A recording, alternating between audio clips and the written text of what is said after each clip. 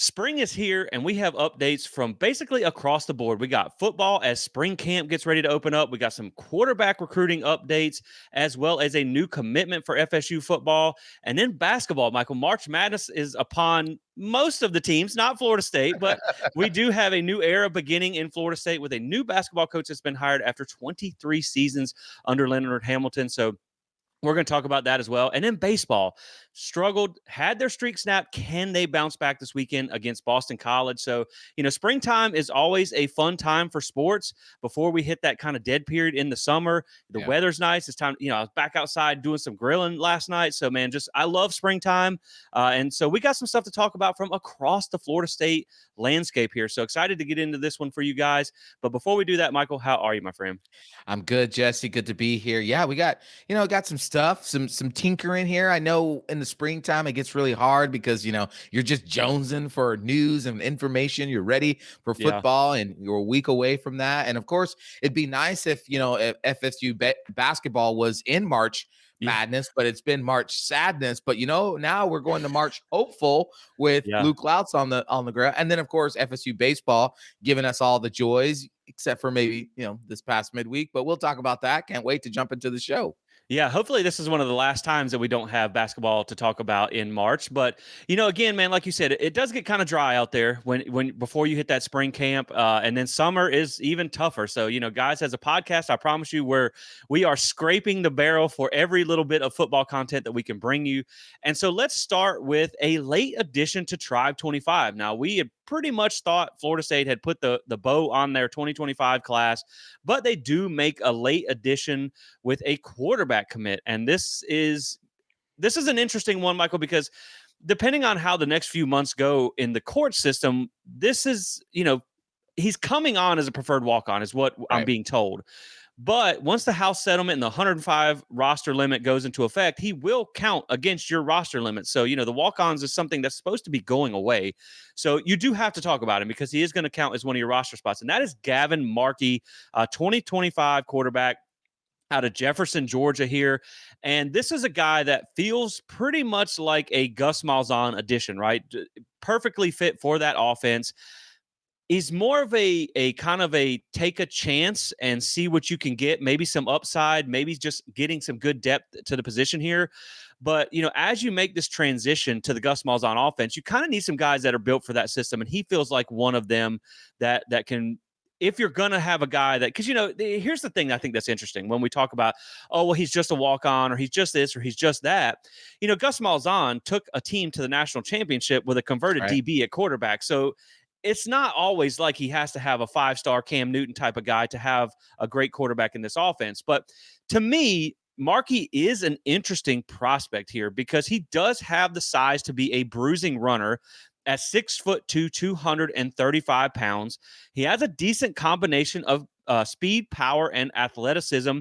According to a recruiting profile I found online, he does run around a 4.6 40, which is not slow for a quarterback of his size, a 37.4-inch vertical, and he benches over 300 pounds. So, I mean, the kid, look, this is purely a joke, tongue-in-cheek, but somebody I saw on Twitter called him Timu Tebow, and I like it. I almost died when I heard that because it's funny, but it could be true, man. I mean, you look at the kid's stats. He's a 2-year starter there at Jefferson. He led them to a 24-4 record over the past 2 seasons. During his senior year, he was awarded first-team All-State and first-team All-District honors, had a 54% completion rate with 1,547 passing yards, 16 touchdowns, and 9 interceptions, while adding 1,660 yards and 24 touchdowns on the ground. He's got around 4,800 all-purpose yards over the last 2 years and 69 total touchdowns. So to me, obviously, you can see the passing has to get a little bit better if you're going to, be a D1 type of quarterback here. Now, again, some of that could go to what are your receivers? Because when I watched some of his highlight film, there were some pretty decent throws that just hit their hands and were dropped. So we don't know what all goes into that. But I will say this about him. When you watch his film, at first you're like, because here's the honest fact. When he first committed, I was like, who? And then when I went to look him up, I was like, really? Because there wasn't even a 247 profile. There was no on3 profile. He was not rated by any recruiting services. He had a profile with rivals. Some of his other offers here were like Murray State, Virginia Military Institute, a lot of these smaller schools. So you're like, what are we doing here, right? And so, I mean, quarterback recruiting is typically tough under Gus Malzahn anyway. But then you turn on his film and you're like, all right, well, maybe I can see this. I mean, the kid will run through contact. I mean, we joke about the Tebow, but when you watch him, he's a Tebow type of guy, man. He is a hard-nosed, physical runner with some decent speed. He will run through some tackles. He will run over some guys, and he's got a pretty big arm. So I think this is someone who's going to be very much a depth/developmental piece for the future here. But I don't know that he ever starts for you on the field. Maybe you could see like a Taysom Hill type of guy with the Saints Yeah. where like you bring him in for some short yardage or some goal line packages or things like that. Maybe there's a position change in his future. But I do think when you talk about from a Gus Malzahn perspective, knowing that offense that you're going to be running, and then you watch his film, I mean, hey, Jared Verse was a 0-star, so That's right. let's not focus on star ratings.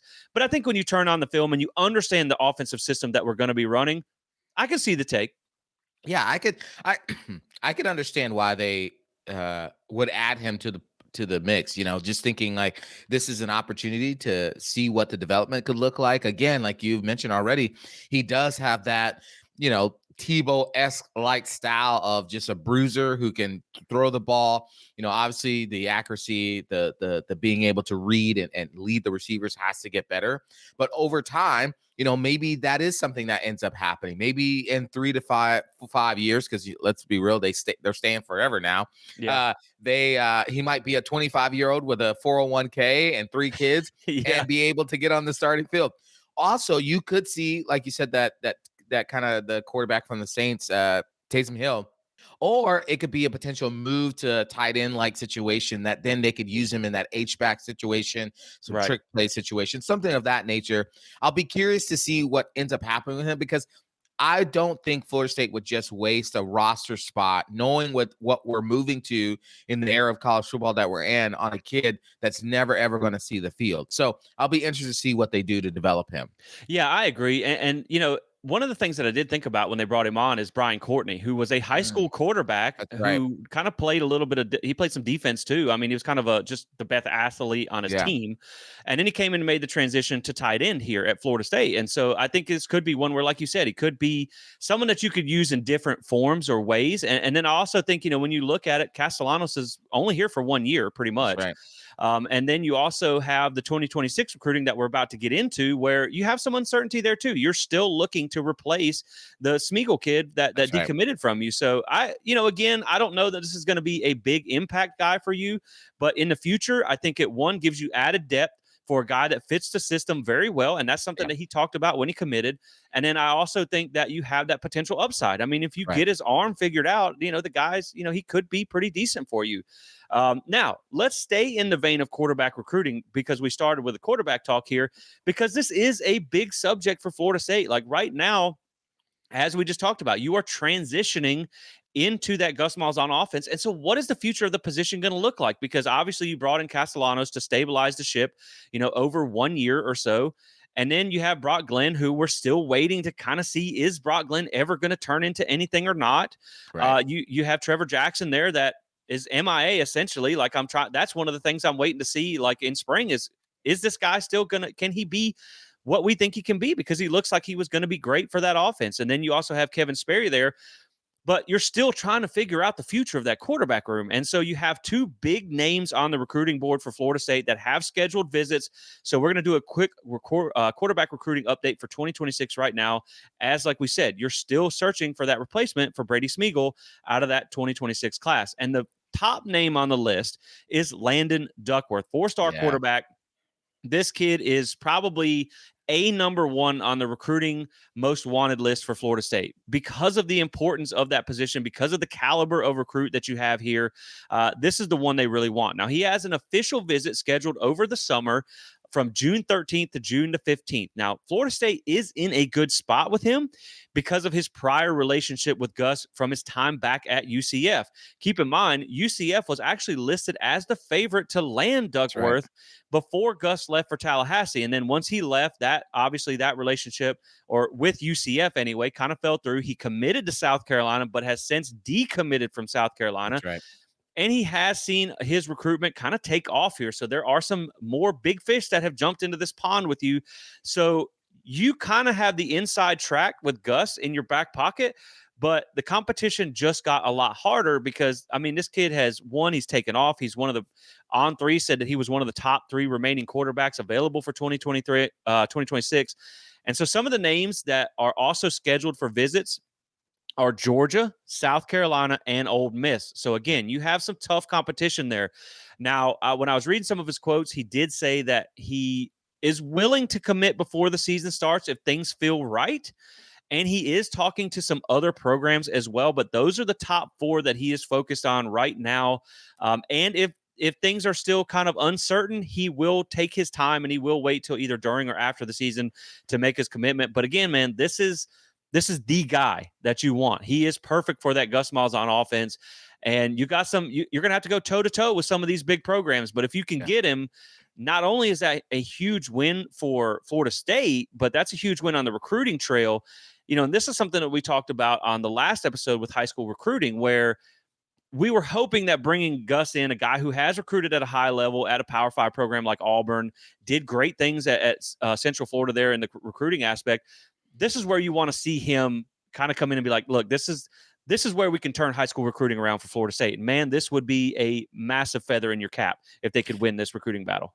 Yeah, this would be a huge pickup, and more so, this could be the redemption tour for the quarterback room at Florida State. Let's just be real. Let's just be very real, Jesse.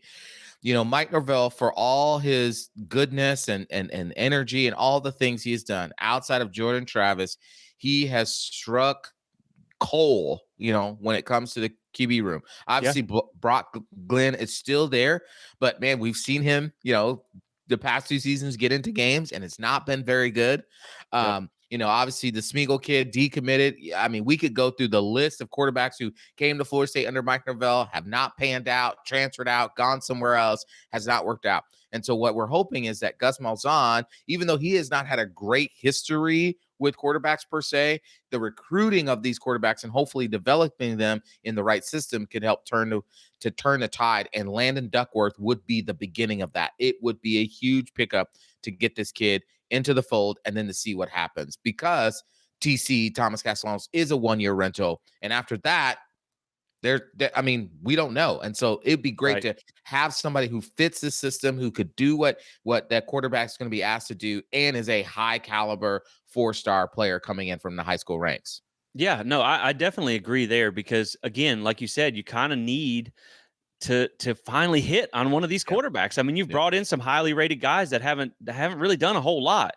And I think it's interesting too, because, it's hard to recruit in that Gus Malzahn offense, that system. That's why you saw Croman hit the portal and things like that. That's why you saw Smeagol decommit. But I think when if you can put on film, like, man, this is how we can be successful with you, like that Cam Newton type of season where he can still go to the NFL and you can be successful in the system that you're in. And, again, we've talked about this before, where a lot of the modern NFL game is now going to these mobile type of quarterbacks. And so I think if you sell it right, it can be a good sell. Right. And I am also knowing the quarterback struggles, because like you said, man, you got to call it like it is. You got to be realistic. I think it is nice to see an offense that isn't so heavily reliant on the quarterback position to where if you don't nail it every single time, it's not going to sink your ship. Correct. Now, the other name that's going to be on campus coming up even sooner than that is Bo Bentley, 4-star quarterback out of Texas. He is supposed to be on a visit on March the 22nd. I believe that's also Legacy Weekend there as well. His recruitment is another one that is really heated up. In the latest on 300 rankings, he went from unranked all the way up to 45th. Now, Florida State was one of the early ones on him. It kind of seemed like after they offered, he really started to blow up with offers and all this type of stuff. But this is another one that's going to be a tough pull, because he is, he's already visited with Oklahoma. He's supposed to be on campus with LSU this weekend. He's got a visit coming up to Ohio State Georgia and Georgia Tech as well, all in the month of March. So this could be a little bit of a tough poll here. It's going to be a big competition. But I think at the end of the day, I mean, you're getting him on campus, and that's really all you can ask for to start with here is just to get him in the fold and get a look at him and let him get a look at you and start building that relationship so you can see how things go. But, man, you got two in the next couple months, you got two really, really big quarterback targets on the board that are going to be in Tallahassee. So, you need to really kind of find yourself in a good place with one of these two for 2026 if you really want to find success going into the future. Yeah, you got to hit on one of these. You got to get one of these to commit. And that means being willing to probably pay. Let's just be real. Relationships are relationships. So right now, the name of the game is pay. So you got to be willing to pay. Obviously, I don't think either of these guys you break the bank for. These are not break the bank types of guys. Yeah. But you have to be willing to at least crack the bank, okay?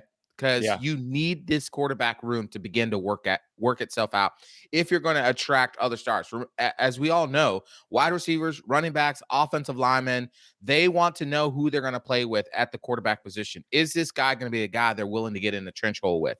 So either Bo or Landon, these are guys that you are going to want to maybe open up the checkbook just a slight bit more to try to secure their services. And it seems like the mentality from Florida State moving into this from this past season into the offseason into now is that, yes, we are going to put a more emphasis on high school recruiting, which means we're going to pay a little bit more. So hopefully that will begin to pan itself out, especially in the quarterback room. Yeah, and I think you touched on a point that's very important. It's not even so much what you get out of the quarterback, it's what it does for everything else in recruiting. I mean, no offense to the Gavin Mary kid. Like, he could turn out to be the next Tim Tebow. We don't know. Right. And, I hate even comparing him to a rival because those were some painful years. They were. They really were. But at the same time, like, no offense to the kid, he might turn out to be great, but he's not moving the needle with other That's recruits. right. If you land a Landon Duckworth, it's going to finally look like, okay, Florida State's onto something here, and Right. you're going to attract bigger fish around him. So I think Right. that's important, man. So you want to land one of these. Now, like we said, with Gus Malzahn's offense not being very heavily dependent on the quarterback, do you go out and pay crazy money like, Carson Beck type of money at Miami? No, Right. I don't think so. Which, speaking of, that boy ain't focused. That's a side note here with moved down there to be with his girlfriend. And hey, look, we're not TMZ here, but it is worth mentioning. They did break up. So my man is apparently focused on them boats and booties that I talked about before and not so much football. So I think that is something that's kind of interesting to watch here. My man doesn't seem too focused on football down there in South Beach with that 7-figure paycheck. But now let's talk about spring camp that is going to be opening up on March 19th. But before we do that, let me bring you a quick word from today's sponsor, and that is Roback. Now, we talk about elite quarterback play. Look, Roback has elite gear. This is some of the best gear you'll find on the shelf. They got some new Florida State stuff out with some hoodies, with some quarter zips, with some polos that are very unique. And man, it is top quality stuff. Like I said on the last episode, I have a couple Roback things, and it is my go-to because it is my favorite stuff. You can really tell the difference whenever you put it on. And you can save 20% on your first order by using code SPEAR at checkout. So make sure you go visit Roback and check out their FSU line here. It's really good stuff. So appreciate you guys supporting those that support us. Now, spring camp opens on March 19th, and we did a previous episode, which I can link to at the end of this, where we went through and basically gave a spring camp breakdown, what we're watching for from every single position, some of the overarching things here, just from a broad scheme, like the physicality in practice, what it's going to look like under this new staff. We talked about all that stuff. So make sure you guys go back and check that out. But what we're going to do today, because again, like we said, there's not a whole lot of football meat on the bone here, which thankfully spring camp opens up next week. So we should have some actual football to talk about, which I'm excited about.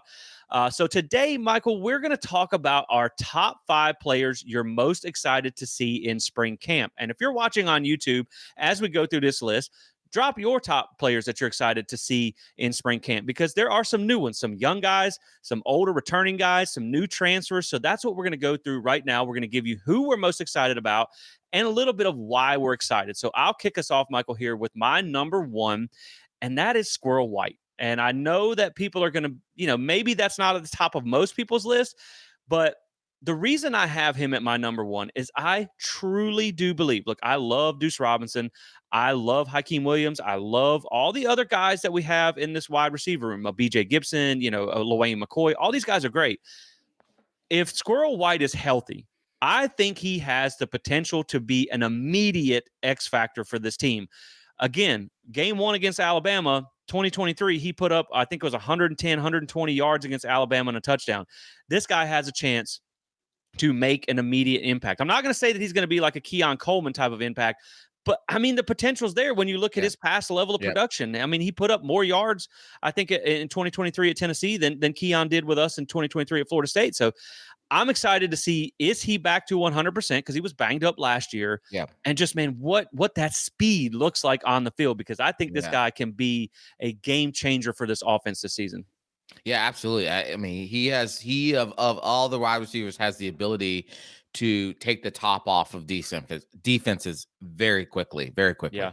Okay, so my number one exciting thing to see this spring is not, I'm just gonna take all five of them and combine them into one player. My number one, what I'm excited to finally see, is a cohesive, a coherent and collaborative offensive line that we're Yeah. not switching out. That's what I Yes. that's my number one. And the reason why is because I believe that no unit on the offensive side is going to have more to do with the success of the offense this season than the offensive line. We all know that. We talk about it all the time.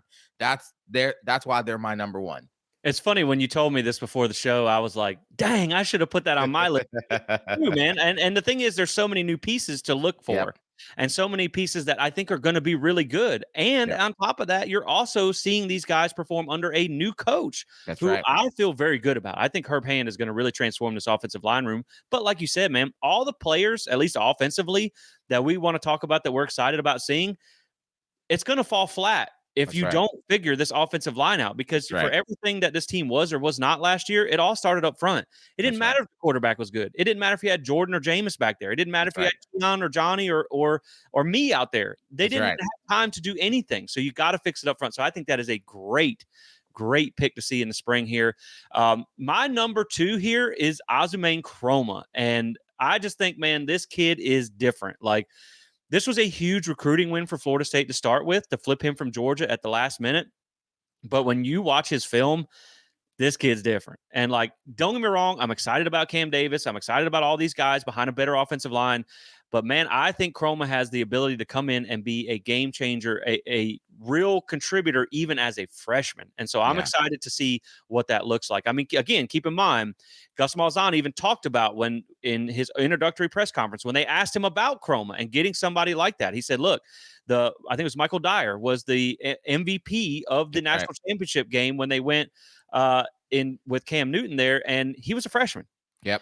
So just because this kid's a freshman doesn't mean he can't be a big part of this offense. So I'm excited to see what he looks like, because I think he might be the best one you got in the group. Listen, this is my number two as well, because that dude, I mean, gives me shades of Greg Jones and Davin Cook combined together.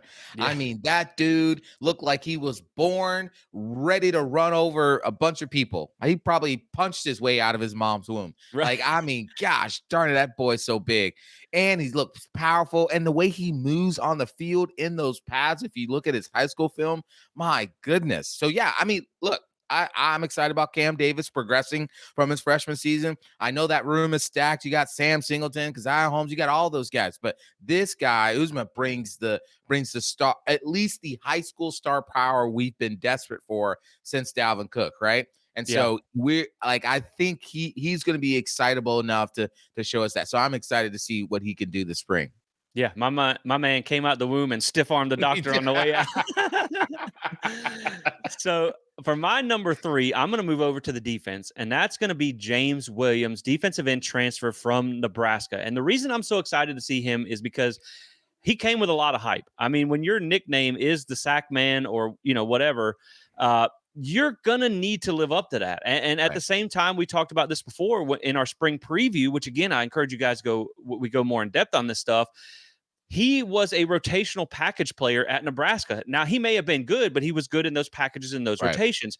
Florida State needs him to be a starter right That's right. now. And Right. while I don't want to go into the details of this, because we still don't know whether it's true or not, if Jason Jenkins did get an injury here, That's right. that puts even more emphasis on you needing James Williams to be a starter against That's Alabama in right. game one. So is this a guy that can come in and, he's got a lot of that hype? Is this going to be like a Marvin Jones Jr. type of hype where it's like, all right, well, he looks good on paper, but not so much?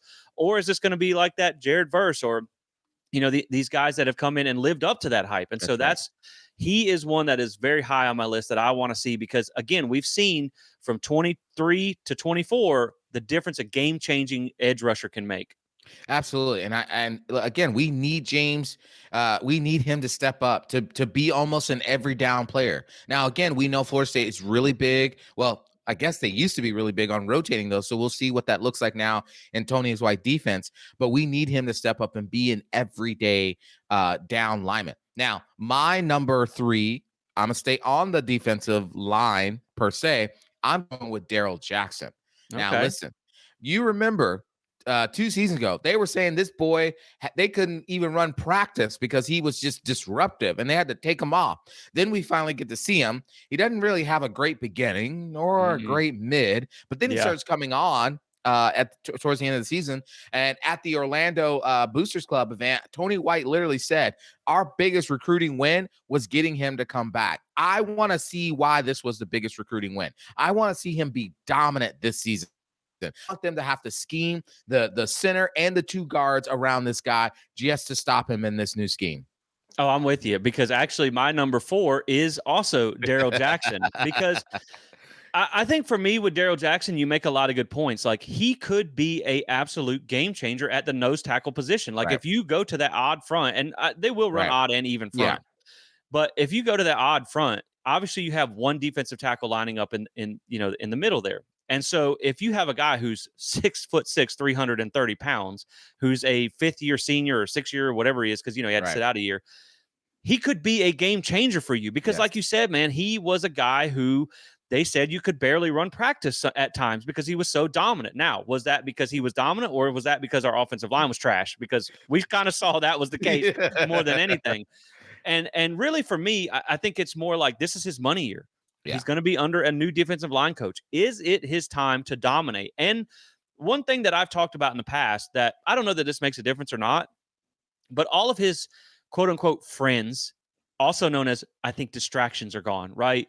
There's no I more agree. Patrick Payton. There's no more Josh Farmer. Not that Josh Farmer was bad, but there's no No. Farmer. There's no, that group that kind of held him over the FSU over the fire for the NIL money and all that.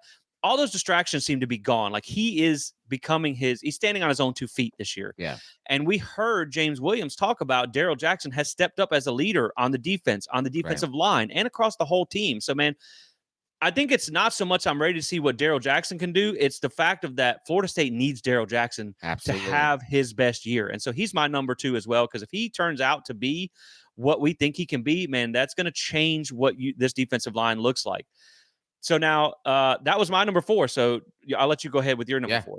Yeah. I'm gonna stay on the defensive side of the ball, but I'm gonna go all the way to the back part of the defense in the safety area, and I'm going with Shaheem Brown. You guys might see a theme here is we need some of these veteran players to be the players they were in 2022, 2023. We need that to come back.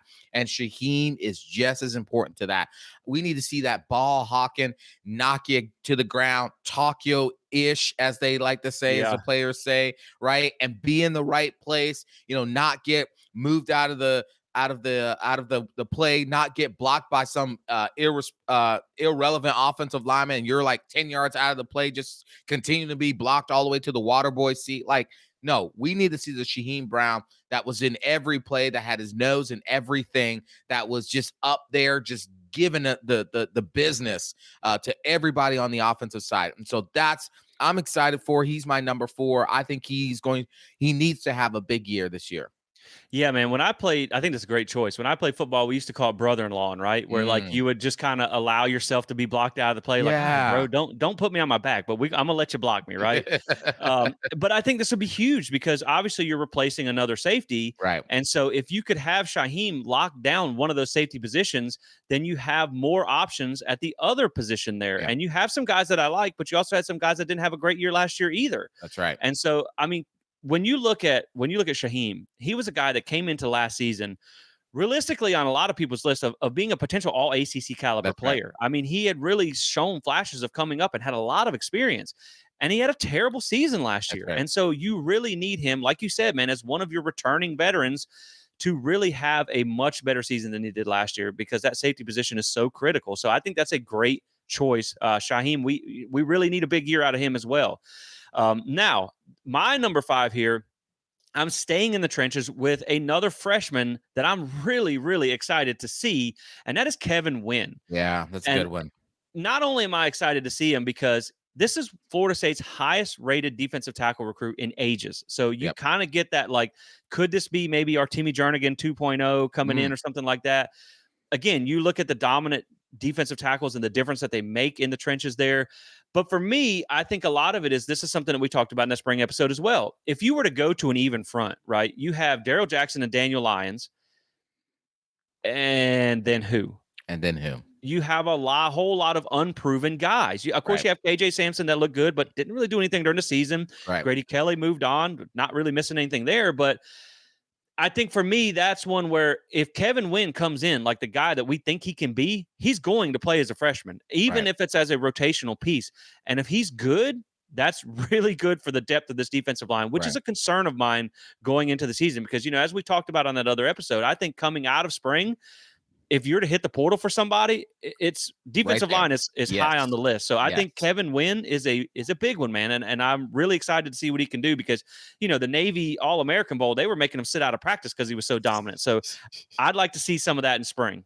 I agree. I think I think he, of all the freshmen coming in, besides Uzma, will need to have a impact time in the spring, because you're going to end up needing him probably more so than you would have if you had better depth. Now, if they go to the portal, they're able to find, maybe not like a superstar portal defensive lineman, but like a rotational piece that you can trust and count on, then maybe that takes a little bit of pressure off him. But unless they do, I really think he needs to have a big spring. So I totally agree with him being in your top 5. My top 5, my number 5 is going to be Deuce Robinson. And the Yeah. reason for that is because Squirrel White, as you mentioned, as your number 1, is going to be super important. But this is the guy you went and got. You went all out to go get this dude. Okay. And he is supposed to be, hopefully, the guy that helps you on the other side of Squirrel White, however you use him. This guy's going to be able to take the top off. This guy's going to be able to get you that big body down the field, in the middle of the field, doing things, blocking, all those things. Again, Johnny Wilson, like with Keon Coleman athleticism. Like that's what you're trying. That's what you're hoping you get in Deuce Robinson. So I'm going to be really curious to see how him and Thomas Castellanos really gel together, if their rhythms are really good together. I'm excited for this offense in the Gus Malzahn way, with the way you're going to be able to run the ball and then go over the top with him. So we'll see. But yeah, he's my number 5 pick. And I think that's a very good pick, because I'm excited to see what he can do as well. I mean, we know Gus Malzahn's offense likes to throw the ball downfield. Yep. So he's not going to just burn anybody, right? Right. Neither did Johnny Wilson, but you can That's still right. go up and get the ball. And I think it's important also to remember that, when you have a guy, you can put speed on one side and size and kind of that possession type of receiver on the other side. When you have that guy on one side, like a Johnny Wilson, and then you have that burner, like even like a Pokey Wilson, like you had in 2022, you kind of got to pick your poison. And That's so right. if you double the guy, because it's obviously any DB he's matched up on is not going to be a fair size advantage, you're going to have to leave Squirrel White probably one-on-one. Or if you double Squirrel White because you can't cover him with speed, you're going to leave him open on one-on-one coverage, which isn't fair. So I'm excited to see what he can do as well. I've seen some people that they don't think he's going to be great. And so I think he can be really good, man. I think he can. I think he can be kind of that yin to the yang of Squirrel White. And so I'm excited to see what he can bring as well. Plus, like you said, man, that perimeter blocking is going to be massive in this run heavy offense. Right. Now, I do have a honorable mention here, and I think that goes without saying that we obviously left your starting quarterback off this list of most excited to see. So my honorable mention is Thomas Castellanos. And the reason I didn't put him on my list was because I think we already know who he is as a player. He's a dynamic runner who has a okay arm that has gotten better with time. I think his arm's better than some people give him credit for. I think when you look at the spring, he's going to be in a green jersey. So his running ability is not really going to be something that you can measure. So you're really going to be looking for things like the intangibles. You're going to be looking for how he performs as a leader, which is something that he's talked about. What does his arm look like? You know, he threw for Deuce Robinson before he committed, and he's That's still right. committed. So there must have been something there. Really, what I'm watching in Thomas Castellanos is not the player himself, but what he looks like in an offense that's built for him, because we know this Gus Malzahn offense is built for that type of skill set. And Right. so that's one thing that I'm really excited to see is we know what we're getting as a player, That's right. but we saw him in a Bill O'Brien offense last year. We saw him in an offense in 2023 at Boston College that was kind of like, it wasn't built for him, but they just kind of let him do whatever he could do because he was their best player on their team. Right. And so now you just kind of put him in a system that's meant for him to thrive. I'm ready to see what that looks like. Yeah, absolutely. I think yeah, it's going to be important, obviously, for the trigger man to be good. You Right. know, we have not had at least last year, we just not had a good trigger man. I mean, it just wasn't. Even when the offensive line in its rarity could actually block. I mean, our last quarterback, I saw a picture where there was some just taking tours of the stadium.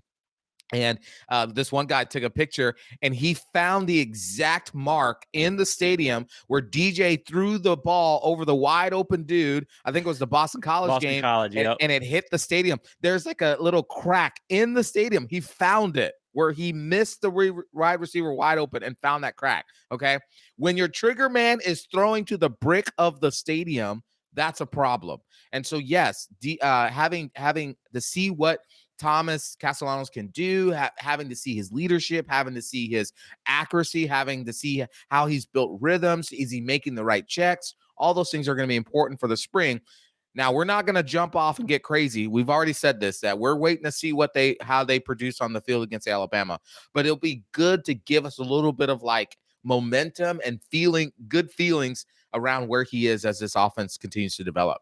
Exactly. Now, let's switch gears here and talk about basketball because obviously you guys know that Florida State introduced a new basketball coach this season or coming into the season after 23 years under Leonard Hamilton. And of course, Florida State has been eliminated from the ACC tournament. So, I mean, you're pretty much looking at it is now the Luke Laux era. And so I know this news is a little bit old, so we're not going to spend a ton of time on it, but we didn't have a chance to share our thoughts on it here.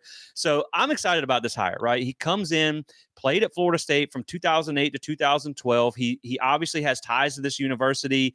His wife was a swimmer here. I saw where his dad was a walk-on under Bobby Bowden. He Yep. grew up a Florida State fan, being a Clearwater, Florida native. So this program means something to him. And I think that's important. You know, obviously, I know sometimes you can get touchy with, just hiring from alumni base, right? That's But right. obviously with Link Jarrett, that worked out pretty well so far. So I think that's important too. He does bring some youth to the position at 34 years old, where you had Leonard Hamilton, I think was 72 or 76. So you get that youth movement there. I think will be more relatable in recruiting with the players. He also brings NBA experience. He's been with the Warriors, the Suns, and most recently the Sacramento Kings there as a defensive coordinator. He did win a couple of titles there with the Warriors. So he's seen it at the highest level, right? He knows what winning championships look like. He's been under Steve Kerr. He's been under some of these big time NBA coaches. And so I think that he was a fast rising NBA assistant, right? And so you were able to go get him and bring him back to Florida State because of what this university means to him. Because at the same time, he has not coached in college. He has not been a head coach yet. And so I know there is some trepidation among some FSU fans with this hire. A lot of guys wanted Sam Cassell as well, which you kind of had the same, hiccups there too, not being a head coach and not being in college. But I think when this is something we talked about before, when this was just a rumor, with the resources that Florida State was willing to commit to this basketball program through some of the numbers that we had seen with the revenue sharing, the coaching salary, you weren't going to go out and get a Rick Pitino. You weren't going to go out and get a Dennis Gates from Missouri Right. who makes $4 million a year when you're paying half of that.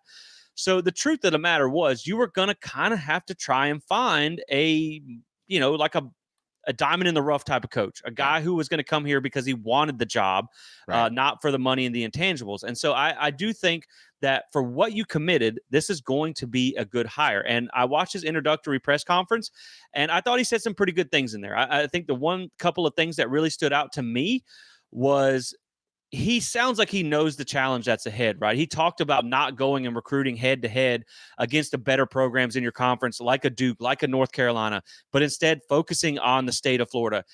But he also didn't shy away from the challenge of being successful at Florida State. He even said, like, a lot of people told him, hey, man, chill with the championship talk on your open presser because you're going to set that bar really high. And he said, that's not what I'm here for. I'm not here to be good enough. I'm here to win. And so I Yeah. like that mentality as well.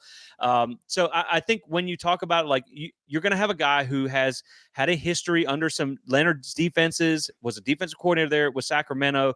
So you're going to have a defensive guy, a guy who has a history with defense, but more focus on the offense. Because he even said, I'm an offensive guy by nature. The only reason I took this defensive position was because I had spent most of my career learning how to attack defenses. Right. And I'm going to let you get into scheme here in just a second because you know way more about basketball than I do. I'm fat, white, and uncoordinated, my man. Basketball and me ain't best friends. I can promise you that. I'll play some defense now, There but you go. I was always like, please don't pass me the ball. Yeah. So I think right now his big task is going to be you got to build a staff, which he chose Yep. not to comment on while Leonard and them were still active. Right. You're going to have to acquire some talent, and you're going to have to hit the ground running. Which I Yep. think one thing that he said was like with this portal opening in a couple weeks, he's going to lean on some NBA scouting resources Yep. that he has because he said, if you're not 3 days ahead, you're already behind. And Yep. so I think Absolutely. he's got a good plan there. So yeah, man, give me some thoughts on some of the scheme things that he laid out in his opening presser. Yeah, yeah, definitely. Listen, Luke Louts is a choice, and I think that Florida State went and got what they could get. And I think Luke Louts, it was the best they could do, and that's not an indictment, that's not a dig. It's just the best they could do. I think he brings an exciting scheme. He talked about that in his opening press conference. It's going to be a wide open offense. It's going to be a lot of the modern way of playing. Leonard Hamilton was really good defensive coach, but his offenses were, I want to use the word archaic, but they were definitely behind the times. Right. Luke is going to bring a more wide open scheme. The NBA, they call it pace and space. So what you're going to see is a lot more players hanging around, hovering around the 3-point line, and maybe one or two players in that paint area, but not much. You're going to see a lot of motion, a lot of moving. So not a lot of standing around, not a lot of ISO. You're going to see a lot of screening. So double screens, or what they call stagger screens, where you have two guys and you got guys running off a curl of that.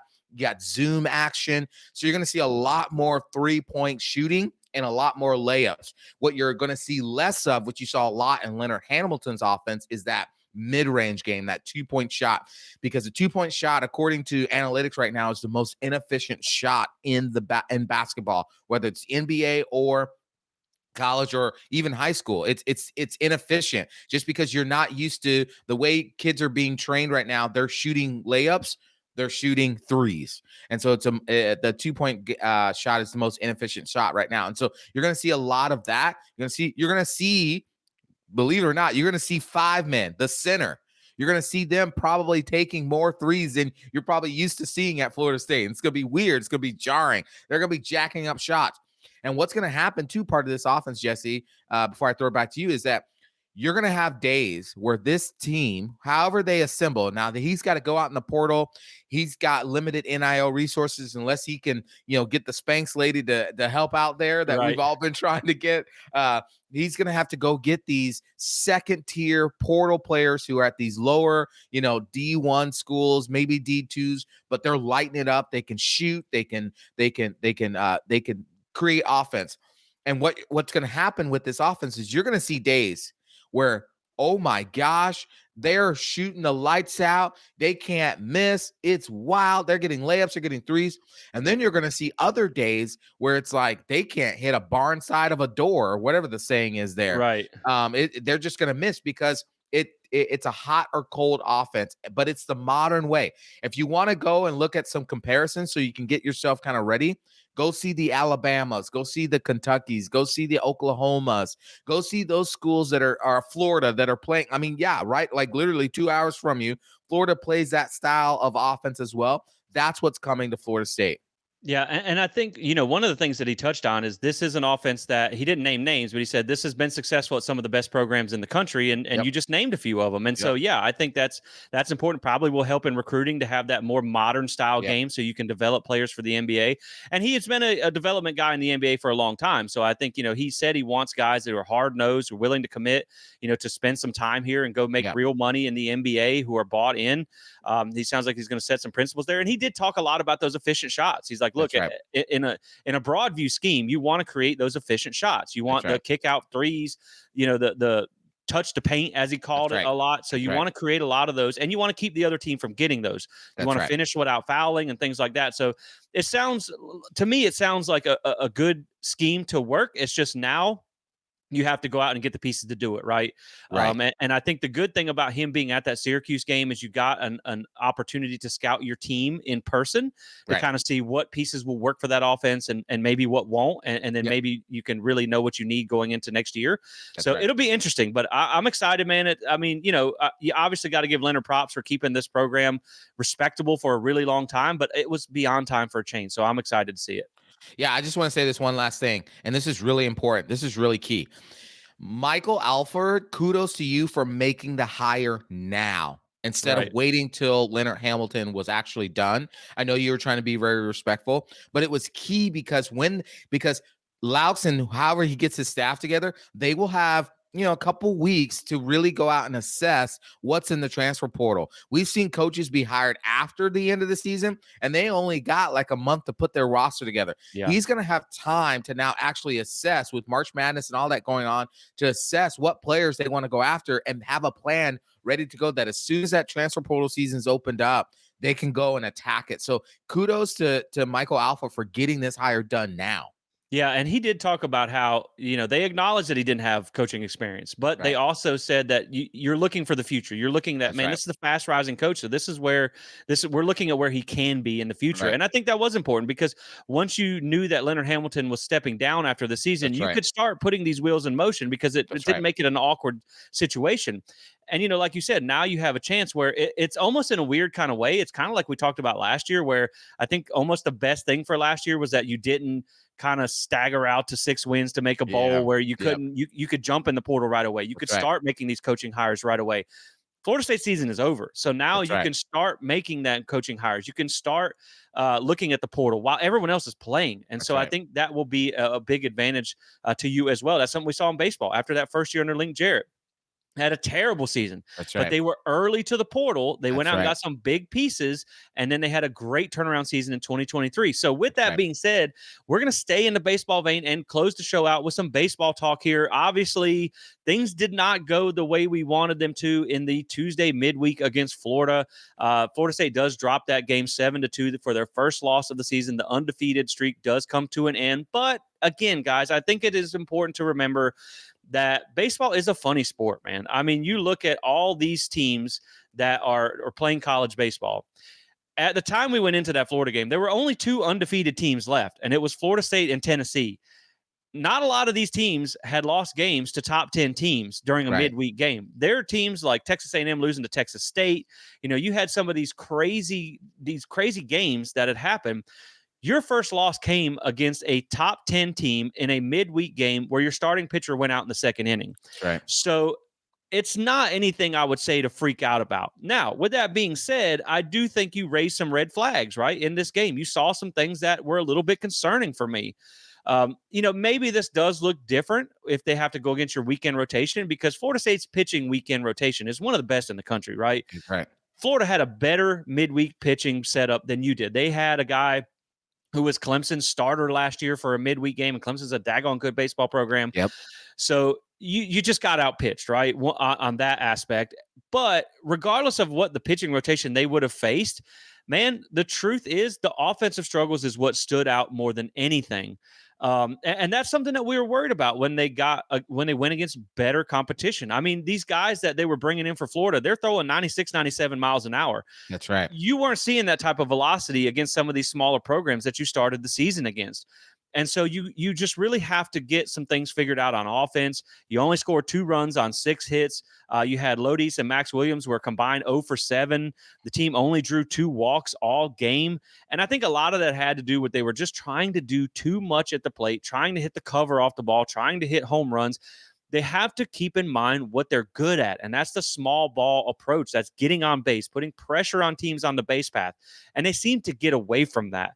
Yeah. So the other thing that I did notice, I did see a little bit of lack of fire in this game. Now, obviously, you don't want to let your emotions get out of control, right? But I saw some guys that were hanging their heads a little bit early when they got down by a few runs, and so you're going to need some of these veteran leaders like a Lodis, like a Drew Farrow, like a Max Williams to really kind of put this team on their back going forward to where adversity hits, you don't hang your head. You're like, Yeah. okay, man, we're still in this fight. And so that's something that I noticed too. But again, man, well, and besides that, the home plate ump was pretty trash. Yeah. But that's neither here nor there. But you dealt with some injuries and things like that. And again, Florida is a good team as well. They were 15-2 coming in that game. They were number 7 in the country. And so I think at the end of the day, this is still a very good baseball team with a lot of baseball left to play. It's a long season. You just have to respond this weekend against Boston College. But Right. at the end of the day, man, you face the Gators again in 2 weeks in That's right. Jacksonville. So That's you right. have a chance to get back at them. So, man, give me some thoughts on that, on what you saw out of that Florida game, and then we'll talk a little bit about Boston College, and we'll wrap the show up. Yeah, listen, you're not going to go undefeated in baseball. I don't think that's ever happened in college baseball. And if so, then I'm wrong. But I don't think Right. you are. Yeah. And what I saw of this game is, yes, I saw that Florida has some really good midweek pitching better than they had last season when we swept them during the midweek series, right? So Yep. they went and did what they needed to do. They upgraded their midweek pitching. On the other side, we saw that our offense ran into some troubles, right? So there was I won't call them red flags, I'd call them yellow-ish orange flags. And this is an opportunity for Link and that staff to say, okay, now that we've seen where the holes are, now we have to work on it. We have to work on what does it look like? Are we taking good swings at good pitches? Are we taking some risk around those pitches? Are we seeing the ball well? Like all those different things, as well as what does our bullpens look like? What is our midweek? Do Yep. we need to tweak our midweek rotation? Do we need to look at our catcher situation, right? Because that's really important, right? We can't be throwing balls in the dirt, but we also got to catch those balls in the dirt. So I think these are all great opportunities for Lincoln, that staff to say, okay, it's okay. It's one game. Now, do we, John Calipari, when he used to coach for Kentucky, he used to say, you either win or you learn. Well, Link, Yeah. you either win or you're learning. And you've learned from this game. Okay, here's some things we've got to work on. Let's get back in the lab. Let's work on this as we walk into this Boston College series. And now we get into ACC play, which is going to be just as hard and just as tough. Yep. And it'll help you grow in that sense. So I'm not deterred or discouraged. Yes, those are things that are concerning, but concerning to the point of like, I trust Link to be able to work through that. I mean, we saw some of this happen last season as well. And look what ended up happening. It was a great season. Right. I think they can get back in the lab and fix some of this stuff. 100%, because I mean, you had a lot, let's face it, you had a lot of bad teams to start the season and you beat up on them. And then you had a top 10 team come to your doorstep and you lost. And so like, this is where you're like, okay, well, this is the measuring stick. We know we got to get better, but this is still one of the best teams in college baseball. And the way you prove that is by responding. And that starts this weekend in conference play against Boston College. Now, Boston College comes in at 7-6. And you want to talk about baseball being a crazy sport? Boston College is literally the definition of doesn't make any sense, right? They have losses to New Orleans, a series loss against New Orleans. They lost against South Carolina Upstate, Richmond, and Longwood University. Wow. But they also just went on the road to Charlottesville and beat at that time, top 10 ranked UVA team. They won the series there, 2-1. Obviously, they did lose one of the games, but UVA put up 22 runs in that game to win. Now they put up 16. So this is one of them where, like, man, it just goes to show you that conference play is a different animal, right? And like you talked about, ACC play is going to be just as hard. Because when you come into this, I mean, again, like we talked about that wacky weekend, that open conference play last weekend when you played Lipscomb, you had Stanford went on the road and beat undefeated North Carolina. You had Duke got run ruled by Cal. So things man, you got to bring your A game every That's right.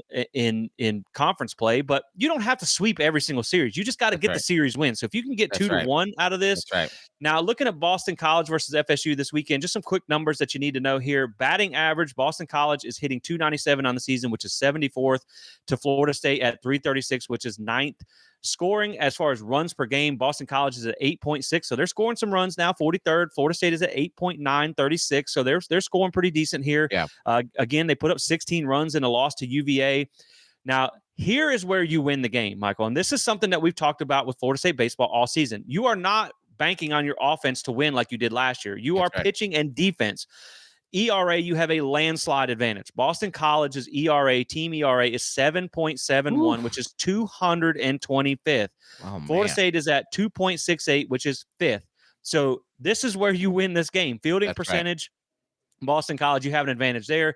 They've had 15 errors in 12 games. You've had 12 and 16. So this is a pitching and defense type of series for Florida State. And on the subject of pitching, Joey Vellini will start on Friday night for Florida State. Jamie Arnold will pitch on Saturday, and Wes Mendez will finish things up on Sunday, according to Link Jarrett. The reason that is because next week's Miami series That's begins right. on Thursday, so that puts Jamie Arnold back onto his normal Friday spot. So again, man, this is a series where you rely on that pitching, you rely on that defense, and you do enough on offense. You come out, you get the series win, maybe a series sweep, and you feel good about yourself. You got Yeah. Miami and Florida coming up again here close. So you got some big games coming up. But man, you get back in the win column, you get That's back to right. feeling good about yourself, and all is right in the world with this baseball team. So it's a big series though, because you don't Yes. want to let that Florida loss beat you twice. Correct. And you end up losing the series to Boston College, because that's going to be a terrible look, because you have a much harder schedule down the road. So That's man, right. come back, you get the series win, everything will be all right. Yeah, it's important to get off to a really good start in the ACC, and you want to go into this Boston College series, take the learnings you got from Florida, apply them to Boston College. Listen, they're not great pitching. You should be able to hit them. You should be able to get some runs scored, and then you should be able to pitch well against them and get out of there. Look, 2 or 3 is great. Sweeping would be fantastic. And here's the other thing for me, Jesse. Dadgummit, they have a 2-game win streak in Tallahassee right now. Boston College does. We got to get back on the win. The last 10 games we've played against them, Florida State is 5-5. We should not be 5-5 in the last 10 games against Boston College. So let's get off the schneid. Let's stop the win streak they have at Dick Hauser, and let's get on that win streak, and let's just start the ACC play well. That way we get into that Miami series, we get into the rest of the ACC, and now we've got momentum building. Couldn't have said it better myself, man. So that's going to be it for today's show. We appreciate you guys watching. Drop a like and subscribe if you enjoyed this content. We are really close to 2,000 subscribers. You know, we've been pushing for this for a while. I think we're only about 50 away, so that would be great if we could cross that 2,000 mark. We appreciate you guys for watching. We appreciate you guys for sharing and telling other people about the podcast. Rate and review as far as podcast audio only form helps as well. So appreciate you guys doing that. Make sure you also check out plantthespear.com, our website, where all of our videos are. I'm getting ready to drop a spring article. Of course, we have baseball articles going up there as well. So thanks, guys, for watching. We will catch you on the next one. And as always, go Noles.